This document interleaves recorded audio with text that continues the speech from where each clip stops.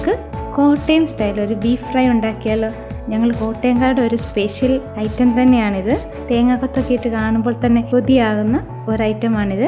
ഇതിൻ്റെ അവസാനം വരെ ചേർക്കുന്ന ഓരോ ചേരുവയും ഓരോന്നും പ്രധാനപ്പെട്ടവ തന്നെയാണ്.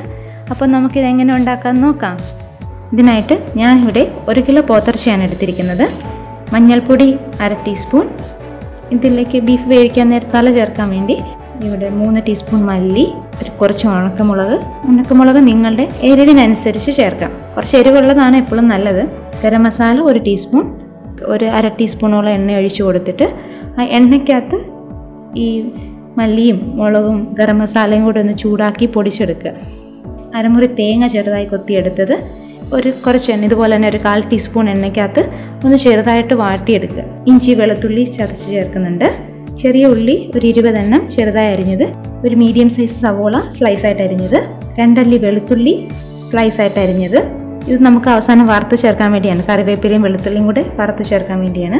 ആവശ്യത്തിന് കറിവേപ്പില, 1 ടീസ്പൂൺ ജിഞ്ചർ ഗാർലിക് പേസ്റ്റ്, ഉപ്പ് ആവശ്യത്തിന്, കുരുമുളക് പൊടി 1.5 ടീസ്പൂൺ. ബീഫ് ഫ്രൈ ആയി വരുമ്പോൾ അതിലേക്കൊരു മസാല ചേർക്കുന്നുണ്ട്. അതിനു വേണ്ടി ഏലക്ക 4 എണ്ണം, 2-3 പീസ് കറുവാപ്പട്ട, 1 ടീസ്പൂൺ പെരിഞ്ജീരകം, 3-4 ഗ്രാമ്പു, ഓയിൽ 4 ടേബിൾ സ്പൂൺ. ഇനി നമുക്ക് ബീഫ് ആദ്യം വേവിച്ചെടുക്കാം. അതിനായിട്ട് ഞാനിവിടെ ഒരു ചട്ടിയിലാണ് ബീഫ് വേവിക്കുന്നത്. കാരണം ചട്ടിയിൽ വേവിക്കുന്ന ബീഫിന് ഒരു പ്രത്യേക ടേസ്റ്റാണ്. നമ്മൾ കോട്ടയത്തൊക്കെ ഉള്ളവരുടെ വീട് വഴി കൂടുതലും ചട്ടിയിലാണ് ബീഫ് വേവിക്കുന്നത്.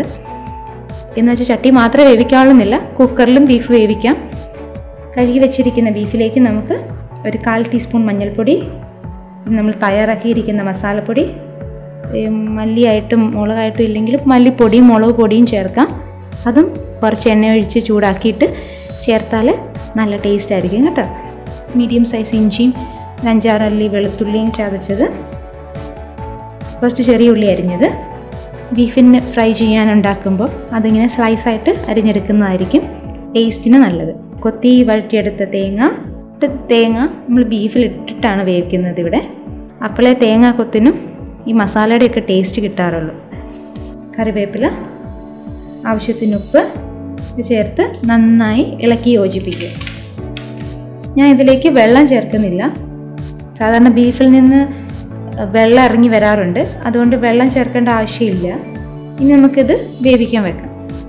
നിങ്ങൾ കുക്കറിൽ ബീഫ് വേവിക്കുന്നെങ്കിൽ ഒരു മീഡിയം ഫ്ലെയിമിൽ 3-4 വിസിൽ മതിയാവും സാധാരണ രീതിയിൽ. ഇനി ഒത്തിരി വേവുള്ള ബീഫാണെങ്കിൽ ഒരു 2-3 വിസിൽ കൂടുതൽ വരുന്നിടം വരെ വേവിക്കണം. ഇനി ഒരു കാര്യം എന്ന് വെച്ചാൽ ബീഫ് ഉടഞ്ഞു പോകരുത്, ഒരു 90% വെന്ത് കിട്ടിയാൽ മതി. ഇപ്പം നമ്മുടെ ബീഫ് വെന്തിട്ടുണ്ട്, വെള്ളമൊക്കെ വറ്റി വരുന്നുണ്ട്, നല്ല മസാലയുടെ മണമൊക്കെ വരുന്നുണ്ട് കേട്ടോ. ഇനി നമുക്ക് തീ ഓഫ് ചെയ്ത് വെക്കാം. ഇനി നമുക്ക് ബീഫ് ഫ്രൈ ഉണ്ടാക്കാം.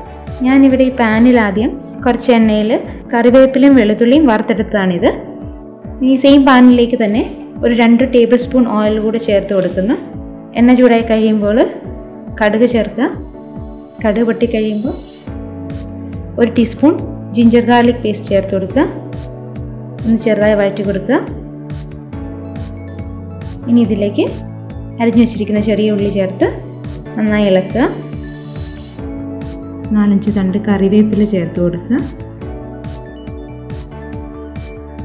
ഈ ഉള്ളി നല്ല ബ്രൗൺ കളർ ആവുന്നിടം വരെ ഇളക്കി കൊടുത്തുകൊണ്ടേ ഇരിക്കണം.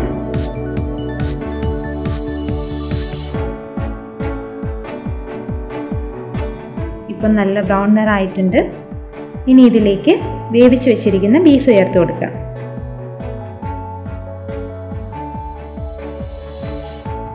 നന്നായിട്ട് ഇളക്കി കൊടുത്തുകൊണ്ടിരിക്കുക.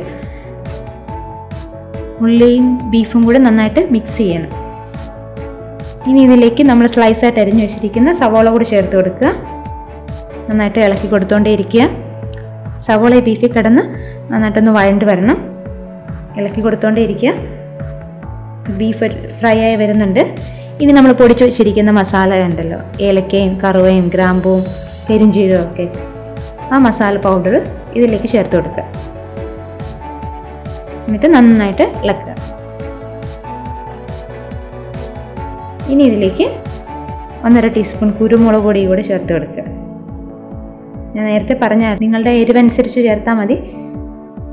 നന്നായിട്ട് ഇളക്കി കൊടുക്കുക. ഇപ്പം നമ്മുടെ ബീഫ് നല്ലതായിട്ട് ഫ്രൈ ആയിട്ട് വന്നിട്ടുണ്ട്. ഇനി ഇതിലേക്ക് വറുത്ത് വെച്ചിരിക്കുന്നു. കറിവേപ്പിലയും വെളുത്തുള്ളിയും ചേർത്ത് ഒന്നുകൂടി ഇളക്കി കൊടുക്കുക. തീ ഓഫ് ചെയ്യുക. നമ്മുടെ ബീഫ് ഫ്രൈ റെഡി ആയിട്ടുണ്ട്.